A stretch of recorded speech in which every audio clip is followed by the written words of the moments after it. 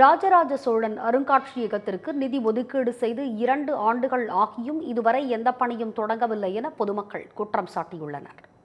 தஞ்சாவூர் பெரிய கோயில் அருகே ராஜராஜ சோழன் அருங்காட்சியகம் அமைக்கப்படும் என 2 ஆண்டுகளுக்கு முன்பு தமிழக அரசு அறிவித்தது.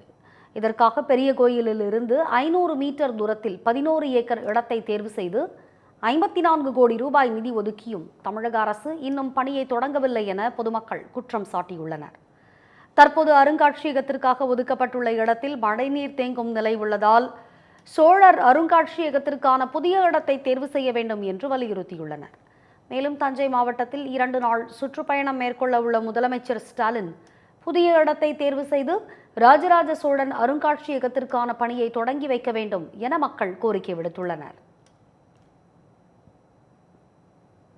மாமன்னன் ராஜராஜ சோழனுடைய அருங்காட்சியகத்தை திராவிட முன்னேற்ற கழக அரசு திட்டமிட்டு புறக்கணிக்கிறது. தமிழர் என்று கருணாநிதி அவர்களும் ஸ்டாலின் அவர்களும் தமிழக மக்களை ஏமாற்றுகின்ற செயலிலே இப்பொழுது இந்த செயலும் இருக்கிறது.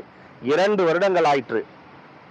ஆனால் இதுவரை ஒரு செங்கக்கல்ல கூட எடுத்து வைக்கல. அவங்க மதுரையில் எய்ம்ஸுக்கு அடிக்கல் நாட்டலன்னு சொல்லி உதயநிதி தமிழ்நாடு ஃபுல்லா ஒரு செங்கக்கல்ல எடுத்துட்டு போய் பண்ணார்ல, அவங்கனாச்சும் ஒரு செங்கக்கல்ல வச்சு அதுக்கான நிதி ஒதுக்கீடை பண்ணாங்க. இவங்க ஒரு செங்கக்கல்ல கூட என்ன வைக்கலையே.